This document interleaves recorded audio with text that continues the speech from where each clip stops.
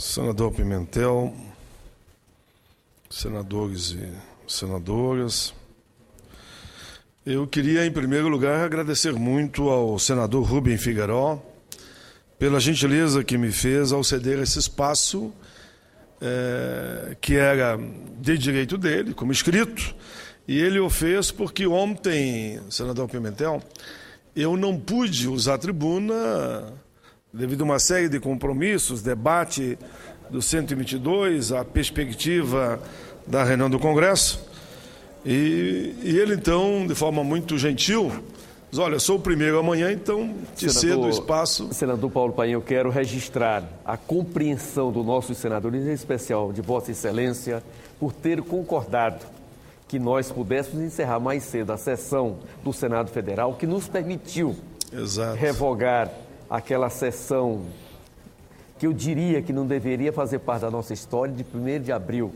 de 1964, que cassou o mandato do legítimo presidente da República, João Goulart, Vossa Excelência, que vivenciou gaúcho da sua terra, e, portanto, aquele seu gesto nos permitiu fazer a sessão do Congresso Nacional, devolvendo à história do Brasil o que realmente aconteceu naquele momento com a sua revogação. Em segundo lugar, nos permitiu votar a Lei de Diretriz Orçamentária para 2014 e, com isso, o orçamento da União entra no rito de trabalho para que nós possamos votar no finalzinho antes do recesso. E também aprovamos, senhor nosso senador Paulo Paim, 21 créditos suplementares para que os vários ministérios possam atuar. Por isso, eu quero aqui agradecer a Vossa Excelência, agradecer ao presidente do Congresso Nacional pelo que foi feito nessas duas casas, da Câmara e no Senado, na sessão de ontem do Congresso. Muito obrigado. Eu que agradeço a melhor explicação que eu poderia dar.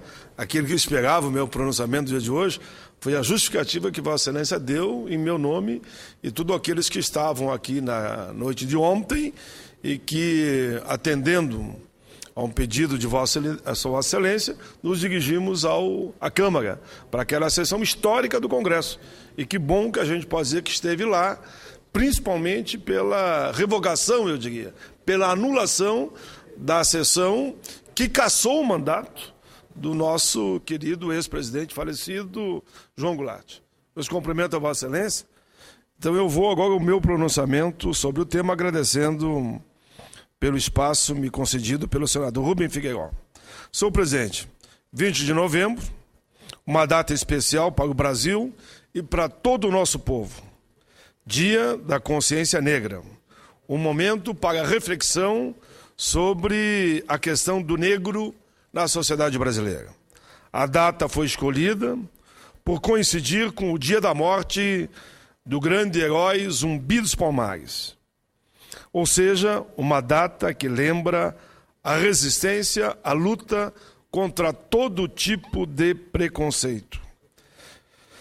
Senhor presidente, desde os anos 60, essa data é celebrada, não apenas em 2003, mas apenas em 2003 foi reconhecida oficialmente pelo Estado brasileiro por meio da Lei 10.639, que incluiu a data, então, no calendário escolar nacional, a partir da sanção do nosso querido ex-presidente, mas como alguém me disse ontem, quem foi rei sempre será a majestade, né?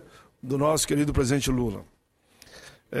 E ainda em 2011, a presidenta Dilma Rousseff sanciona então a Lei 12.519, que cria oficialmente a data sem obrigatoriedade do feriado. Mesmo assim, um total de 1.047 municípios já decretaram feriado para o Dia Nacional do Zumbi e da Consciência Negra. Mas quero aqui, nesse momento, me dirigir à senadora Ideli Salvati, que estava aqui há minutos atrás, faça uma homenagem a ela e a Célia Cesarenko, porque nós trabalhamos com essa data e criamos a Semana da Consciência Negra. E eu, no fim, fui relator na Comissão de Assuntos Sociais. Mas tem a marca de Célia Cesarenko, nossa senadora do PT, que não retornou, e da senadora Ideli Salvati. Eu tive a alegria de ser o relator e a presidenta Dilma sancionou. Senhor presidente, a Constituição de 88 estabelece que todos são iguais perante a lei, sem distinção de qualquer natureza, garantindo-se aos brasileiros e aos estrangeiros residentes no país a inviolabilidade de direito à vida, à liberdade, à igualdade, à segurança e à propriedade. Em 2013, comemoramos os primeiros 25 anos da vigência da nossa Constituição Cidadã. Eu estava lá porque fui constituinte. Constituição que foi dito sopro de civilização em nossa pátria e que diz ao que veio, já no seu preâmbulo, em que os representantes do povo brasileiro na Assembleia Nacional Constituinte manifestam,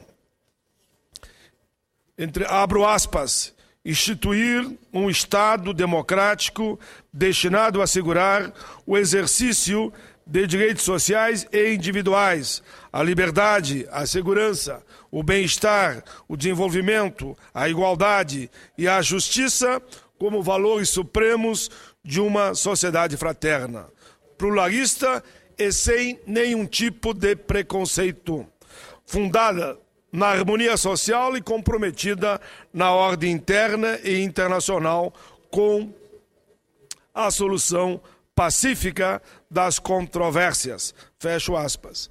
Senhor presidente, eu com orgulho lembro que ajudei a escrever, senador Mozarildo aqui também, e tantos outros, a nossa Constituição Cidadã. Até os fins do século XIX, o negro brasileiro compunha a mão de obra escrava dos representantes políticos no modo de produção escravista que Portugal elegeu para as suas antigas colônias. E é este, na minha modesta opinião, o maior débito da história do Estado brasileiro com a sociedade. Foram quase 400 anos em que o povo negro ficou sob o regime da escravidão, ainda sob a tutela dos portugueses.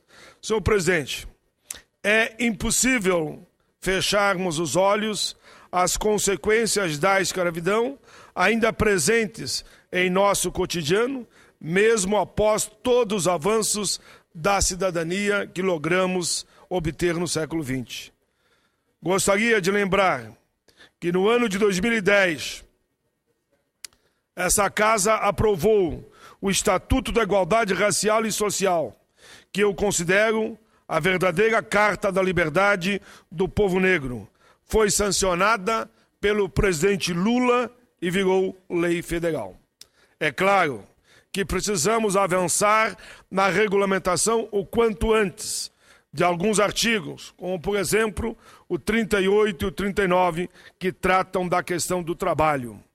É bom lembrar que essa Casa está para votar de forma definitiva a PEC que combate o trabalho escravo. Repito isso, que combate o trabalho escravo e não regulamentar o trabalho escravo. Trabalho escravo a gente não regulamenta, a gente proíbe. Senhor presidente, como disse, é impossível fecharmos os olhos às consequências da escravidão, ainda com seus resquícios presentes no nosso dia a dia. Gostaria de repercutir nessa Casa a pesquisa Participação, Democracia e Racismo, divulgada em 2013 pelo IPEA, Instituto de Pesquisa Econômica Aplicada, dando conta de que no Brasil os negros representam nada menos que 70% das vítimas de homicídio.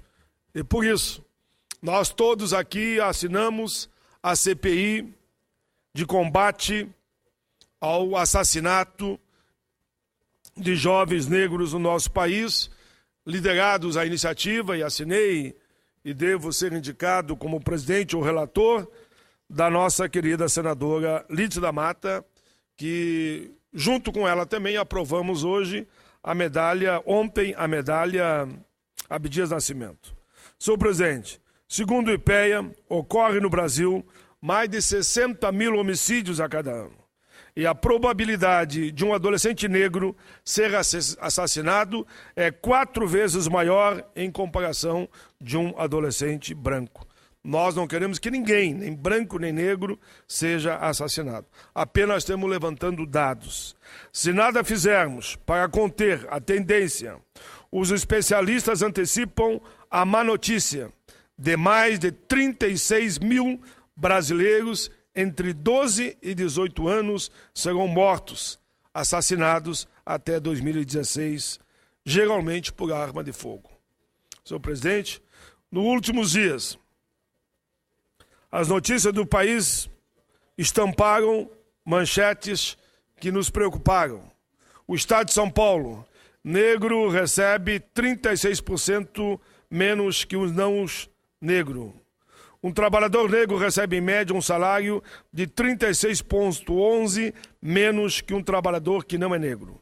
De acordo com o estudo Os Negros no Mercado de Trabalho, divulgado ontem pelo Departamento Intersindical de Estatísticas e Estudo Socioeconômico DIESE, Folha de São Paulo, negros ocupam quase metade dos postos de trabalho nas regiões metropolitanas. Os negros ocupam quase metade das vagas de trabalho, 48,5%, nas regiões metropolitanas do Brasil, aponta o estudo Os Negros do Trabalho. Feito em conjunto pelo DIESE, Fundação CIAD e Trabalho, os dados nesse quadro são referentes ao biênio 2011-2012.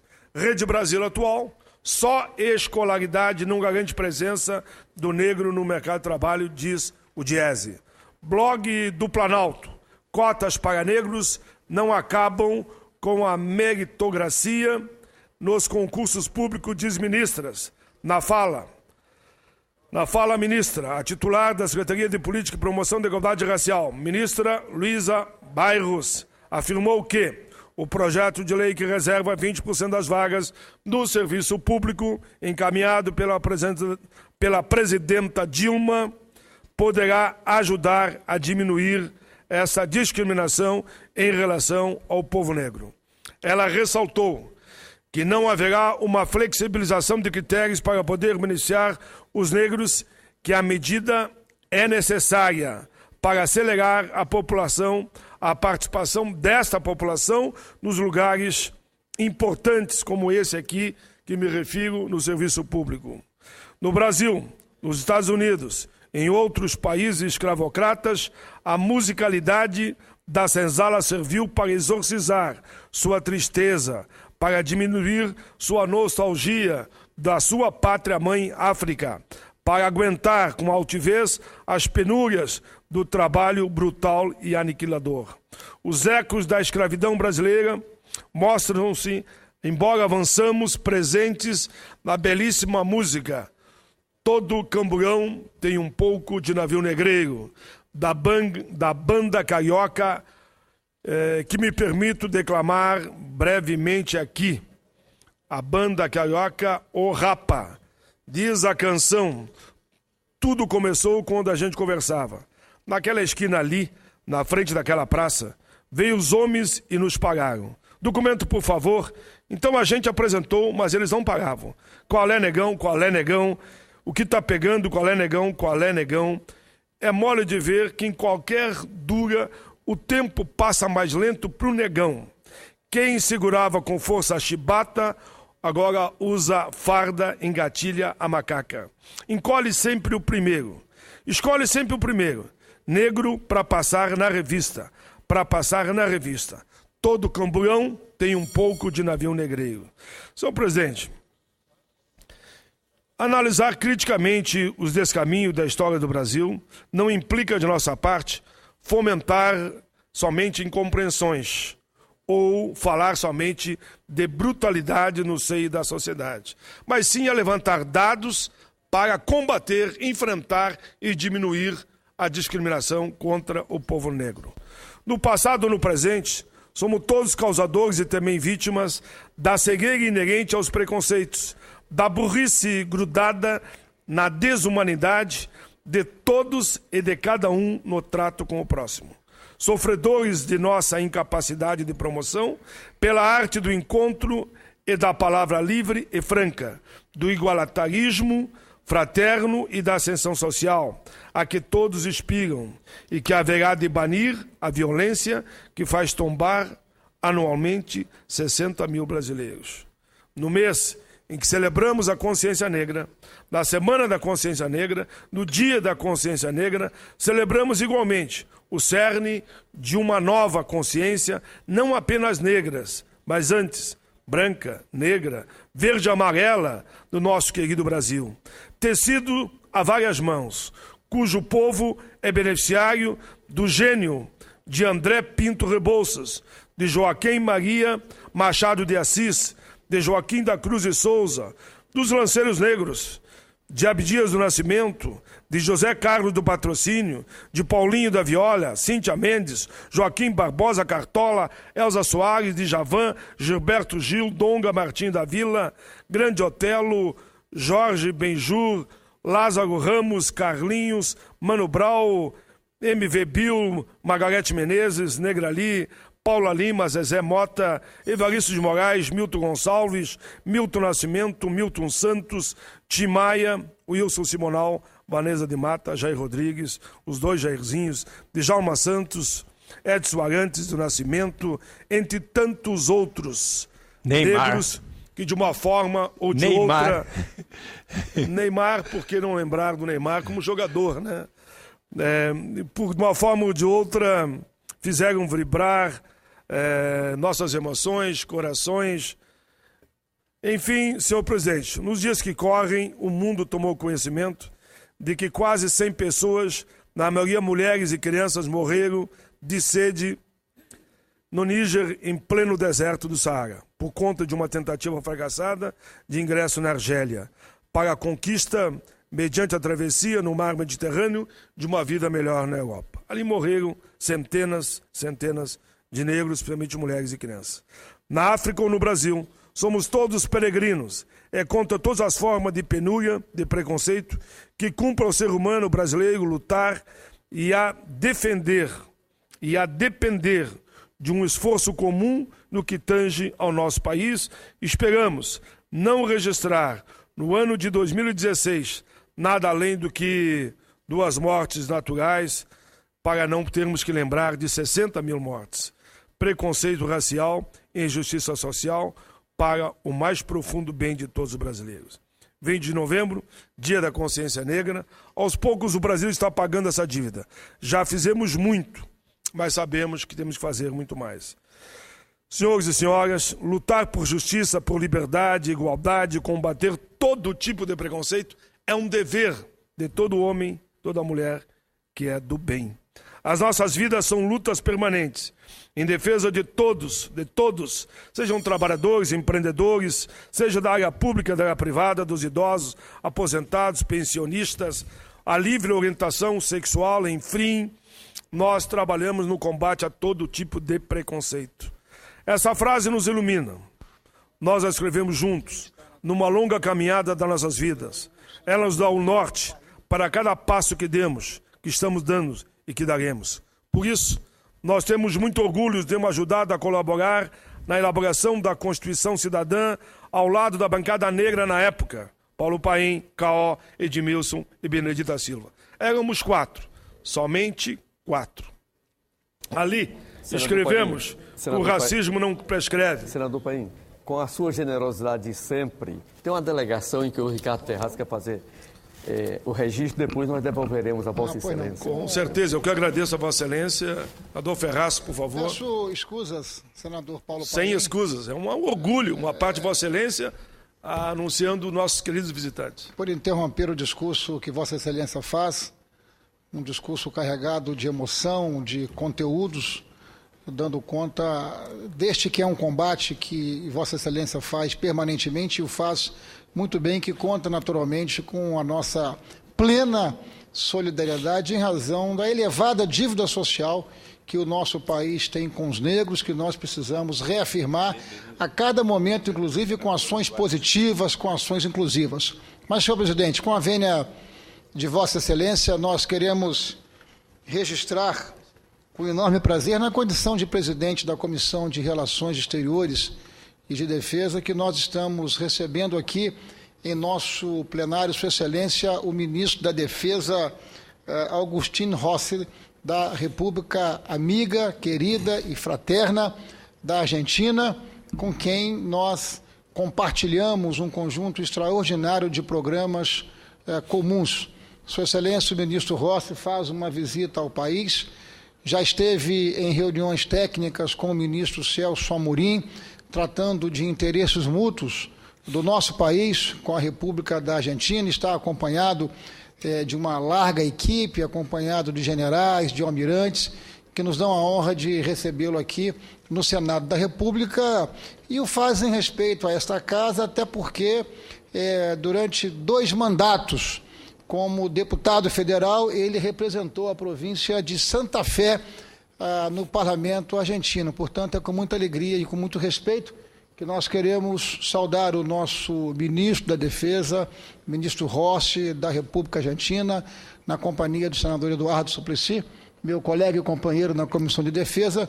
Nós estamos comunicando ao plenário desta casa que estamos recebendo o nosso ministro, em seguida vamos estar dialogando com ele aqui no anexo ao plenário do Senado, e todos aqueles colegas, companheiros, senadores ou senadoras que desejarem participar desse diálogo, é um prazer convidá-los. Muito obrigado, senador Paim.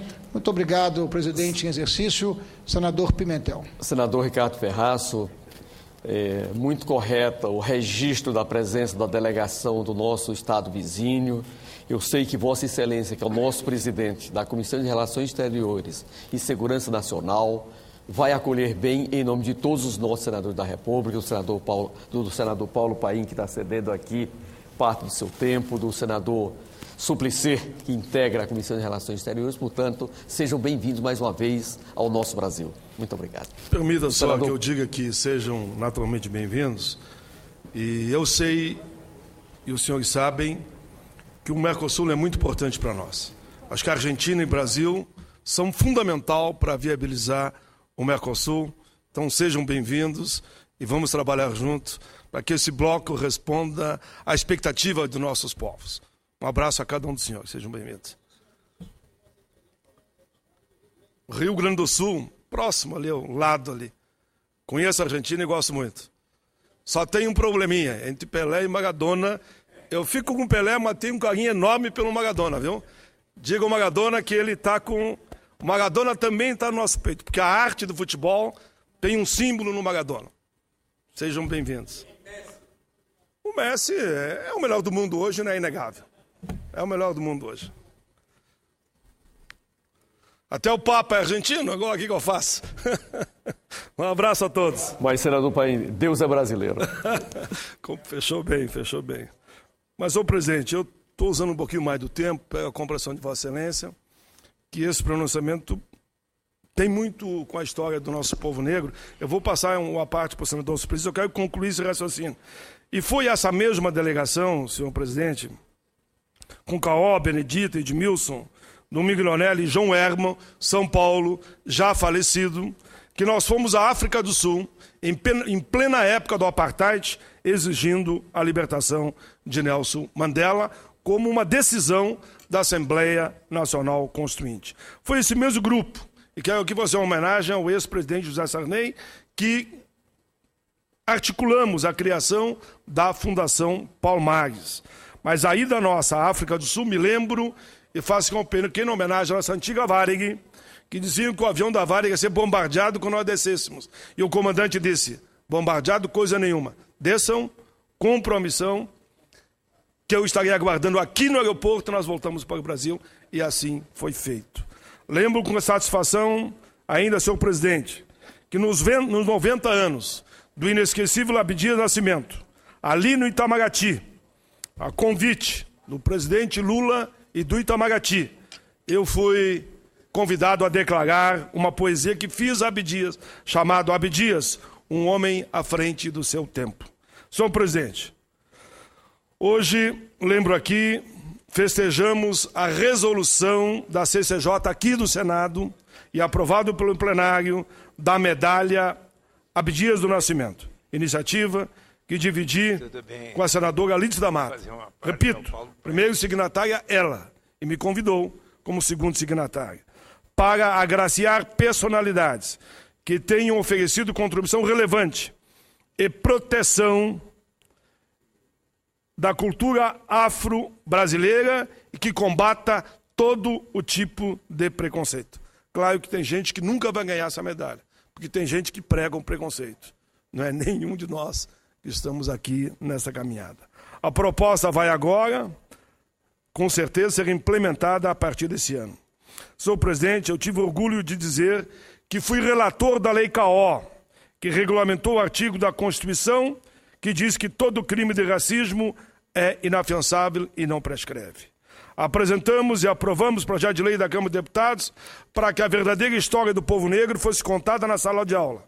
Foi arquivado na época do Senado, mas a nossa querida deputada Esther Gross desarquivou e junto com o Benhur, também do PT, ambos reapresentaram, trabalhamos junto e hoje é lei federal sancionada pelo presidente Lula. Apresentamos e aprovamos, e é hoje lei, projeto que diz que a injúria usada como instrumento racista também é crime inafiançável. Apresentamos e aprovamos, e foi sancionado pelo presidente Lula, o Estatuto da Igualdade Racial. Fomos relator do projeto do Executivo, presidente Lula, que deu à CEPIR status de ministério. Ganhamos por 2 votos aqui nesse plenário. Aprovamos, como dizia antes, junto com a senadora Célia Cesarenko e Ederi Solvati, a Semana da Consciência Negra. Fomos relator do Substitutivo Global.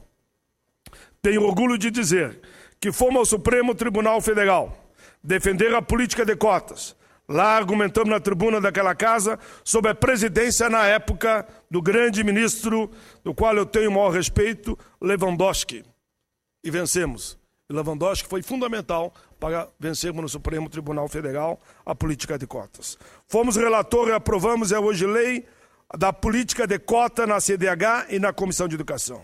Como foi bom, podemos anunciar aqui que nós todos participamos da elaboração, da discussão, nós todos, porque veio do Executivo, do ProUni, que é um sucesso nacional e eu diria internacional.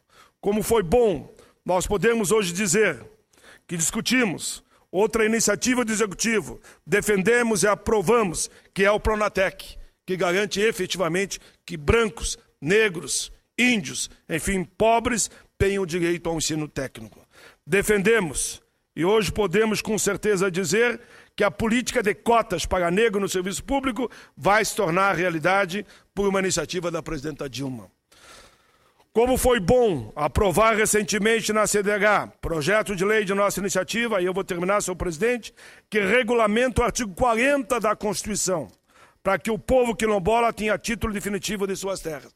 O presidente Lula, senador Pimentel, porque tudo que eu falo aqui tem uma ligação com Vossa Excelência é líder do governo e o mérito também é seu, o presidente Lula fez um decreto garantindo. Mas setores conservadores foram questionar na Justiça e está lá ainda num debate sem uma decisão. Então, devido a isso, nós pegamos o decreto do presidente Lula e apresentamos em forma de lei. E esperamos que ele seja aprovado com brevidade nas outras comissões. Enfim, termino dizendo, presidente Pimentel, e vou passar a parte para o meu amigo Suplicy, que todos que lutam pela justiça, pela liberdade, pela igualdade de direito para todos, têm a nossa parceria. E, com certeza, essas pessoas têm raiz firmada na memória da história, da liberdade e da igualdade. Viva 20 de novembro, viva Zumbi dos Palmares, viva a consciência negra, viva a gente brasileira, viva as diferentes cores das nossas mãos, sejam brancas, sejam negras, sejam amarelas, sejam enrugadas, sejam sem rugas, viva a unidade de todo o nosso povo. Senador, se você permitir, parece que me deu mais 2 minutos, eu queria que o senador Suplicy então concluísse. Eu concluí minha parte, agradeço muito a tolerância de Vossa Excelência. Nesse pronunciamento sobre o Dia da Consciência Negra, em homenagem a Zumbi de Palmares, Vossa Excelência, querido senador Paulo Paim, descreve a trajetória não apenas daquelas pessoas que, sendo afrodescendentes, sendo negras no Brasil, tanto têm honrado o povo brasileiro, desde os grandes batalhadores pelos direitos como Abdias, como Pelé, como o Mano Brown e tantos outros que Vossa Excelência citou. Mas eu quero dizer que Vossa Excelência aqui tem sido um exemplo para todos nós brasileiros para nós brancos, para os brasileiros, conforme Vossa Excelência nos diz, de todas as cores, todas as raças.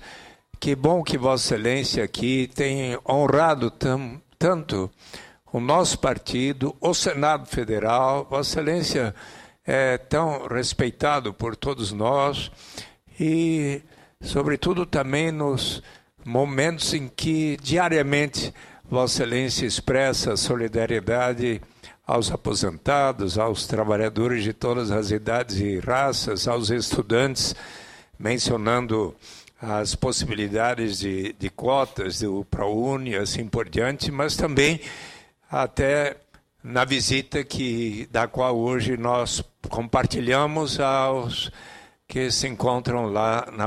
Zé Dirceu e Delúbio. Exatamente, inclusive manifestando a sua preocupação com a saúde do nosso ex-presidente e deputado federal José Genuíno. Acho que há uma compreensão da parte de todos os brasileiros de que deve o presidente Joaquim Barbosa, que honra a raça negra ali no Supremo Tribunal Federal, que ele tenha a compreensão para com os familiares de José Genuíno, que conclamam-no a dizer: José Genuíno, a sua condição de saúde faz com que eu, Joaquim Barbosa, presidente do Supremo Tribunal Federal, nas circunstâncias presentes, diga que você deve permanecer em casa e tendo os cuidados médicos necessários para recobrar plenamente a sua saúde. É a recomendação que eu aqui formulo a uma das pessoas que Vossa Excelência, com justiça, homenageou no seu discurso o presidente Joaquim Barbosa, o primeiro negro que foi designado ministro do Supremo Tribunal Federal pelo presidente Luiz Inácio, por qualquer presidente, mas exatamente pelo presidente Luiz Inácio Lula da Silva. Então, hoje, mais uma vez, Vossa Excelência faz um gesto de solidariedade na visita da qual compartilhamos com o nosso líder, Wellington Dias, com o senador José Pimentel, que preside, e outros companheiros, então, e companheiras senadoras. Meus cumprimentos pelo brilhante discurso de Vossa Excelência sobre Zumbi de Palmares e o Dia da Consciência Negra, o Dia da Consciência Humana. Vossa Excelência é um exemplo da consciência humana, solidário sempre a todos. Obrigado. Senhor presidente, permita só um rápido comentário sobre a fala do nosso querido Eduardo Suplicy. Citei aqui o nome de dezenas e dezenas de negros que se destacaram de uma forma ou de outra na história. E quanto à visita que fizemos hoje de manhã, o fizemos com a maior tranquilidade. A bancada dos senadores aqui da casa foram em bloco, só aqueles que tiveram por motivo de força maior viajar, que lá não estiveram. E eu fiquei com duas grandes preocupações, inclusive como militante dos direitos humanos, inclusive como ex-presidente, senador Pimentel, por 2 mandatos da Comissão de Direitos Humanos. Primeiro, ninguém está discutindo a decisão do Supremo Tribunal Federal, ninguém. Nós não estamos discutindo isso. Mas o procedimento feito a partir daí. Quando hoje lá nos relataram que ficaram de mais de 4 horas num pátio onde, inclusive, os diretores da prisão não sabiam o que fazer com eles, porque não havia documento legal que desse condição deles entrarem ou não no presídio. E eles que respondiam quando perguntado: não há nenhum documento legal aqui no presídio que me garanta que eles podem adentrar ao presídio. E se criou um impasse. Então, a forma que foi feito o encaminhamento, que não cumpriu os parâmetros que manda a Constituição e o Estado Democrático de Direito. E isso precisa ser averiguado. Segundo, o Estado do ex-presidente do PT, meu colega de parlamento, fui deputado federal com ele muitos e muitos anos, um brilhante deputado. Ninguém questiona o brilhantismo de José Genuíno como parlamentar, e muito menos a sua história política. Mas ninguém aqui está agora, nesse momento da tribuna, nem Vossa Excelência, nem eu, estamos questionando a decisão do Supremo. Eu estou questionando que dentro do aspecto legal, com 3 laudos, 4º laudo chega dizendo que ele não tem condição de ficar ali no presídio. Quero aqui elogiar, inclusive, os diretores da prisão, os funcionários da prisão, todos solidários, só estamos esperando que chegue um documento que garanta ao José Genuíno a prisão domiciliar. Ninguém está dizendo que ele não tem que responder conforme a decisão do Supremo. Mas dentro do aspecto legal... Diretor João... Exatamente, João Feitosa, que lá disse, estamos esperando simplesmente. Todos, pelos documentos que nos chegam, não há condição humana. É desumano manter um preso, seja qual for, nas condições de saúde que se encontra lá o Genuíno. Então é inadmissível que a gente não responda. Inclusive, para mim, eu sou da base, mas como dizem que eu sou meio rebelde, eu quero questionar o próprio ministro da Justiça. Alguma coisa tem que ser feito. Eu vi o estado do Genuíno, Vossa Excelência viu, Pimentel viu. Seja ele ou seja outro, no estado que se encontra, a lei garante para ele o afastamento do presídio para um tratamento. Foi dito que ele poderia ir para o Hospital do Coração. Bom, nós queremos uma solução que seja dado a ele e a todo qualquer preso que esteja no estado que se encontra hoje, de posse de 4 laudos lá apresentados ao Genuíno. Fizemos uma visita humanitária, solidária, contra o que aconteceu a partir do julgamento e a forma que foram feitos os encaminhamentos e o estado do José Genuíno de saúde. E se alguém pensa que eu me nego a ter posições quando vejo uma justiça, estão muito enganados. Sempre terei posição muito clara, sempre ao lado da justiça. E nesse momento é a justiça pelo procedimento inadequado que foi feito após a decisão do Supremo. Era isso, meu querido presidente José Pimentel. Obrigado. Meus cumprimentos são apenas a notícia que o deputado José Genuíno, após a nossa visita, agora há pouco, foi levado para o hospital. Olha, viu? Então está dizendo que procedia. E não há por que ele não vá para a prisão domiciliar dentro dos autos do próprio processo do Supremo. Eu quero parabenizar o senador Paulo Paim pelo pronunciamento e passar a palavra